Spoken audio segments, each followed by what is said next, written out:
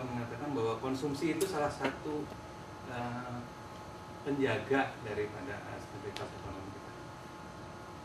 Kalau menurut awam saya Pak ya, kalau konsumsi itu berdasarkan kartu kredit terus dia gagal bayar, dengan adanya konsumerisme gimana Pak hubungannya? Terima kasih. Terima kasih Pak Eko ya, Pak Gafur dan Pak Ustaz. Langsung Pak.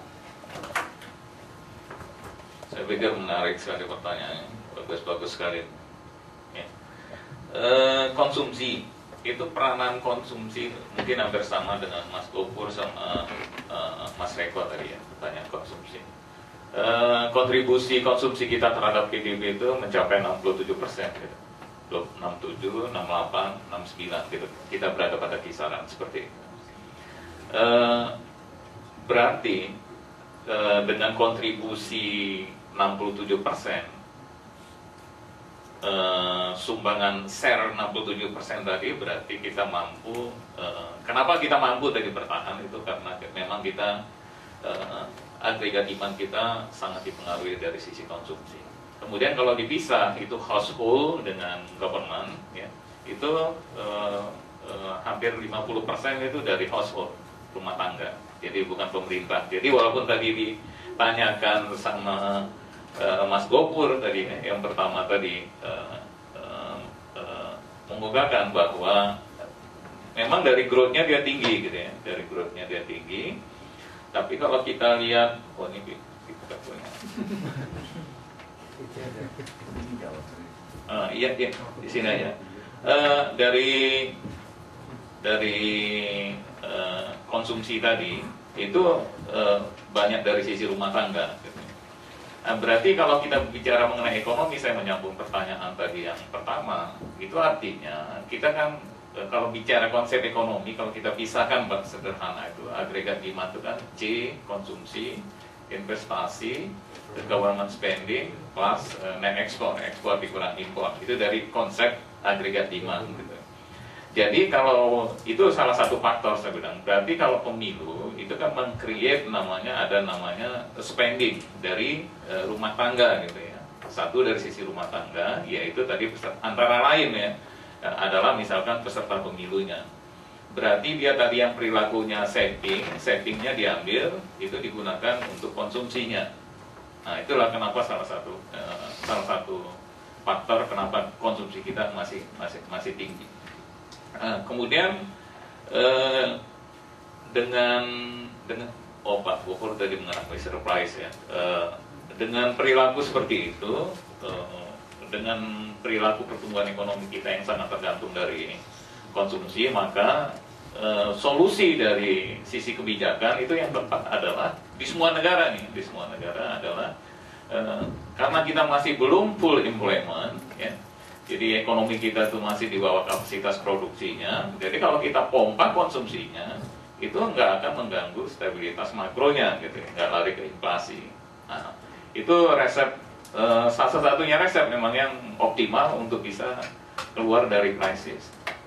Nah, kita syukur karena saving rate kita masih cukup tinggi, berbeda dengan Amerika. Kenapa dia nggak bisa kembali itu Amerika? Karena dia saving rate-nya udah di saving dia. Itu masalah gitu. Itu saya ceritakan tadi, kenapa dia di saving, karena dia udah mengkonsumsi pendapatan dia di masa yang akan datang gitu. Begitu masa akan datang, yaitu tahun kemarin, dia nggak punya uang lagi gitu. Ya ekonominya meledak. Kalau kita masih ada saving kita.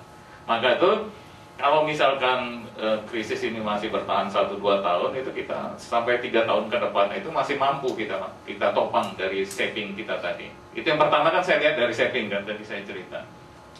Bukan dari sisi pemilu aja ya. Jadi pemilu itu salah satu faktor gitu. Namanya kita bicara ekonomi kan salah satu faktornya. Ini dari hasil riset ya. Jadi data semuanya. Kemudian yang kedua tadi dari suku bunga yang rendah gitu ya, suku bunga yang rendah. Tadi kalau kita lihat ini perilaku credit growth gitu. Ini kan dia saving, kredit konsumsinya naik. Tapi memang untuk ke depan ini saya kan tadi cerita, ini kan untuk temporary, kebijakan temporary. Jadi nggak long run. Ini hanya untuk kebijakan short run. Kalau untuk long run itu harusnya sisi produksi juga harus ditingkatkan. Istilah di ekonomi kan itu aggregate supply-nya ya. Jadi sisi supply side-nya juga harus ditingkatkan. Nah, itu yang kita tadi berbicara mengenai yang pertama tadi itu ya, strukturalnya itu. Jadi struktural reformasi itu. Kemudian mengenai unreasonable price tadi ya. Kalau misalkan harga minyak ke depan itu meningkat, kemudian kita tahu fiskal defisit semakin tinggi, itu kan fiskal defisit itu financingnya salah satu pembiayaan dari luar negeri maupun dalam negeri Pak, itu kan. Kalau kita lihat sekarang itu, bagaimana untuk mengatasi masalah itu? Sebenarnya kita udah ada koordinasi, secara bertahap kan kita sebenarnya udah melepas harga minyak kan, udah kita lepas berdasarkan mekanisme pasar. Dengan perilaku yang seperti itu diharapkan ke depannya kita bisa mengendalikan harga ya. Jadi kita kendalikan harga, kita koordinasi dengan pemerintah terkait dengan unreasonable price-nya. Kemudian mengenai proses pengambilan keputusan ya, ya tadi memang pikir-pikir ngeri juga kalau saya nanti kayak direktur di di fit and proper jadi deputi gubernur nanti diusulkan. Saya pikir-pikir ngeri juga memang, kan pasti kita berpikir begitu ya. Kalau saya sih namanya kita kerja kan ibadah ya, apapun yang terjadi di kita saya pikir sepanjang kita niatnya baik,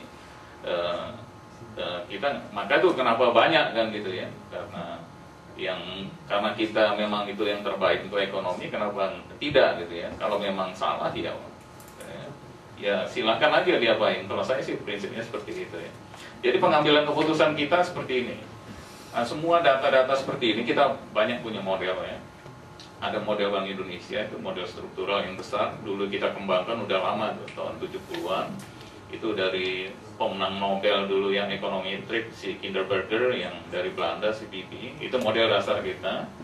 Kemudian kita ada model namanya Dynamic Stochastic General Equilibrium, itu yang kita katakan RMD. Jadi model yang berdasarkan time series kita kombinasikan dengan general equilibrium, itu yang kita katakan SGE, Dynamic Stochastic General Equilibrium. Banyak model-model hasil survei kita analisis ke depan. Misalkan kenapa kita cepat-cepat menurunkan suku bunga, karena kita lihat konsumsinya sudah mulai unblock, sehingga kita cepat menurunkan suku bunga.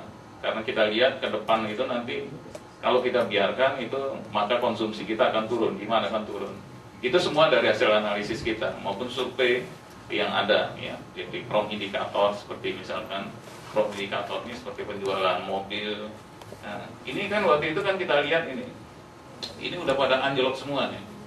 Maka itu kalau Bapak lihat itu kenapa begitu cepat waktu itu kita turunkan suku bunga. Nah, itu salah satu pengambilan keputusan. Itu dari departemennya saya tuh ya, dari bironya saya mengusulkan semuanya. Semua hasil analisis tadi kita berdebat di Dewan Gubernurnya, saya presentasi gitu ya, saya presentasikan semua gini, saya usulkan suku bunga harus turun. Nah, seperti itu.